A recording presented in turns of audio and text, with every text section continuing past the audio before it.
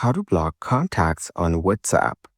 To get started, first of all, open up the WhatsApp application on your phone. You will then be brought to the chats page. Here, you can view all your chats with friends on WhatsApp. Open any chat from the list. Then, tap on their name at the top.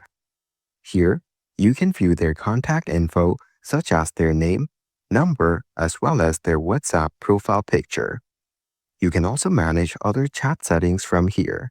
You can edit their contact info by tapping on the Edit button at the top right corner. Now scroll down to the end and tap on Block. Tap on Block again to confirm. Blocked contacts will no longer be able to call you or send you messages. You have now successfully blocked this user.